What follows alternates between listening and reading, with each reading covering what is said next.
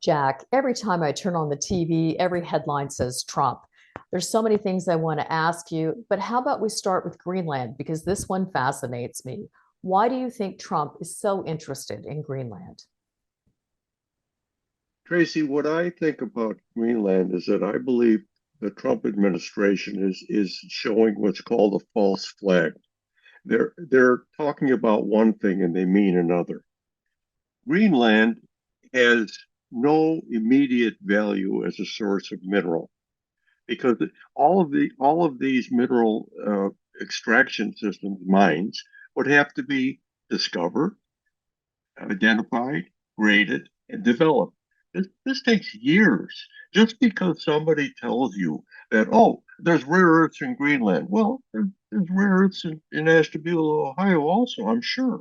What difference does it make? They have to be of the proper grade and concentration. Okay.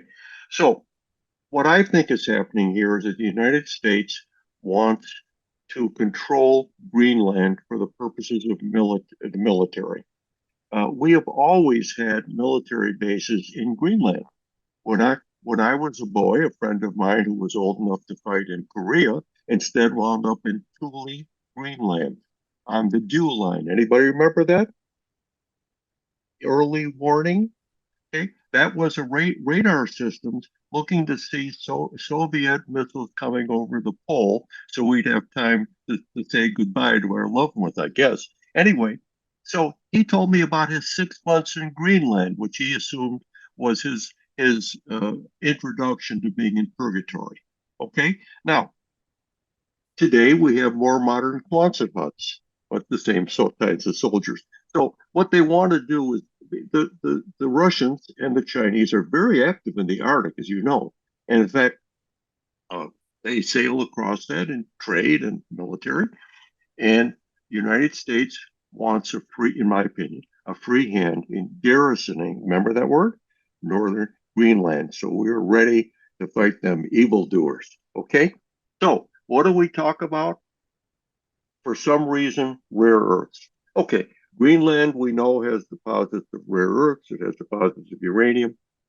None of these has ever proved to be viable in the free market capitalist system. I, I can't remember when people weren't looking at Greenland minerals, but they found them much easier to develop the mines for them in other places like United States, Mexico, Canada, Australia, Africa, not Greenland. So I'm just going to close with one statement.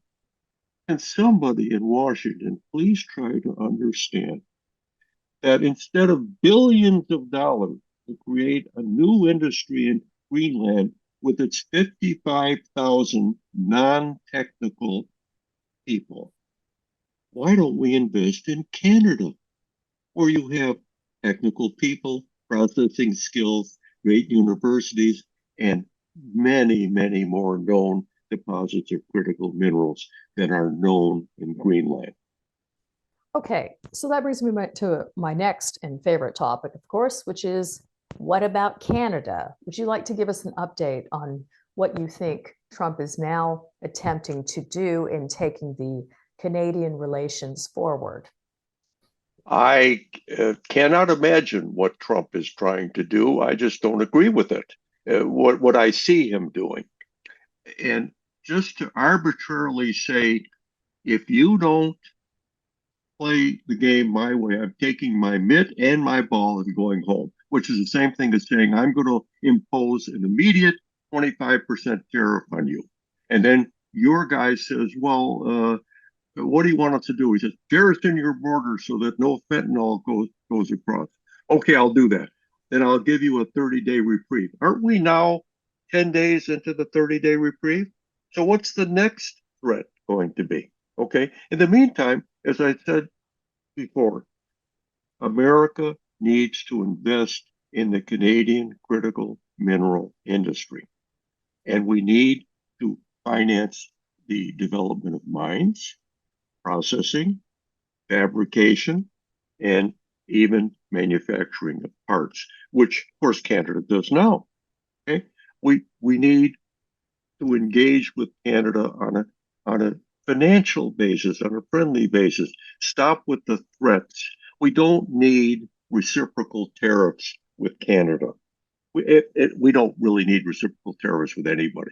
But Canada is our best friend in North America. No disrespect for our friends south of the border, but that's the way it is. Okay, so I'm sorry, I don't agree with the Trump administration, and I think they'll come to some kind of common sense understanding. I believe that the Congress is very much enthralled by President Trump right now. They're afraid of him because he might challenge them in their reelection, all that. But as time goes on, I think this will resolve itself in what the Trump administration loves to call a common sense way. Well, of course, we in Canada over the last many years have been working towards sustainability objectives with our best Mm-hmm. friends from the US. So Mm-hmm. this has undoubtedly impacted our strategy. And of course, given the Chinese yet again another opportunity. Would you like to give us an update on what you perceive to be happening from China right now with regards to the latest Trump television? China is basically outing itself as a, in my opinion, a mercantilist empire in one country. Now, mercantilism means doing everything you can to increase the revenues and prosperity of your own country, no matter what happens to anybody else. Okay, and so in our Western history, the British Empire accomplished exactly that.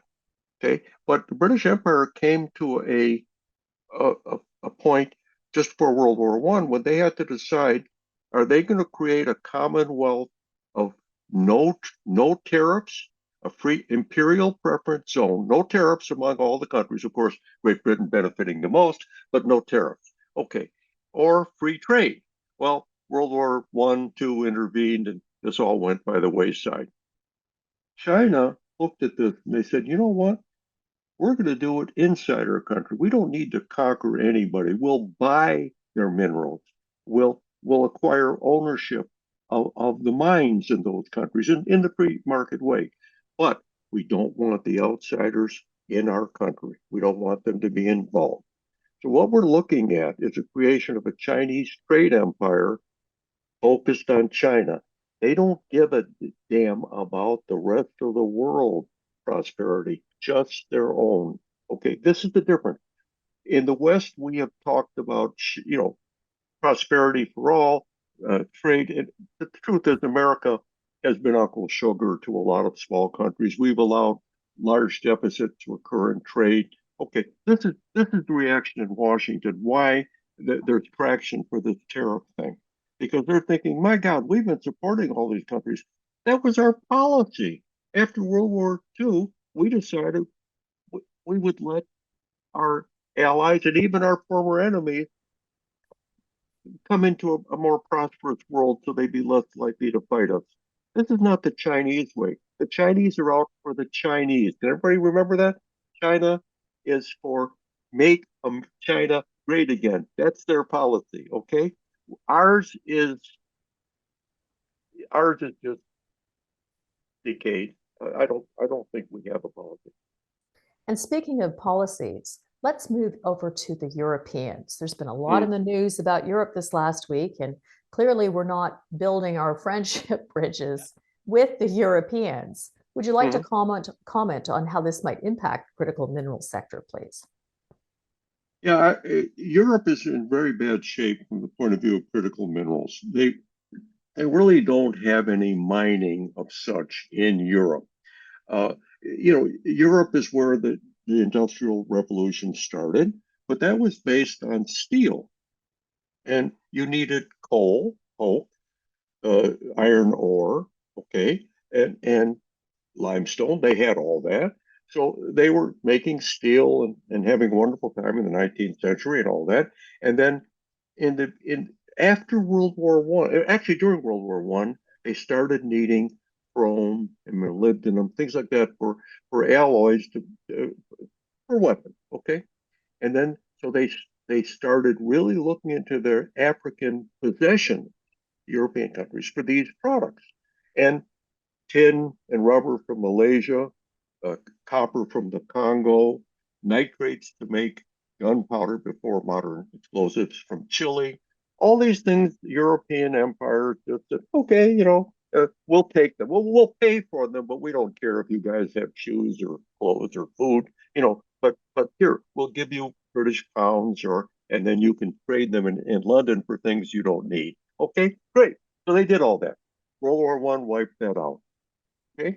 Now, today, it's a very different story.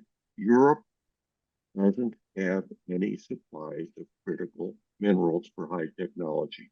None. They have to go out in the world and trade for them. Trade. Okay. Guess what? The Chinese have been doing it for 25 years. There aren't very many trade options open that the Chinese don't control. Chinese. So Europe, in a technical term, it's screwed, in my opinion. I don't think they can develop any further along in high technology.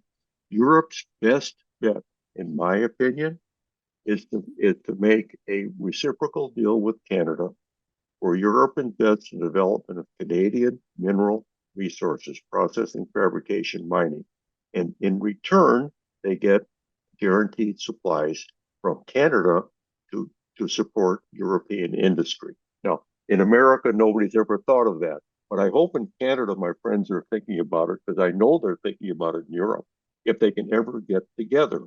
The EU is like, I don't know, a card party or something. There's no real central government in Europe. That's another big problem. They really have to get together and make some serious decisions. Well, thank you so much, Jack, for your latest update. We'll be checking in with you regularly. And for everybody out there who want to learn more about critical minerals, please go to the criticalmineralinstitute.com, the website shown below. Thank you, Jack.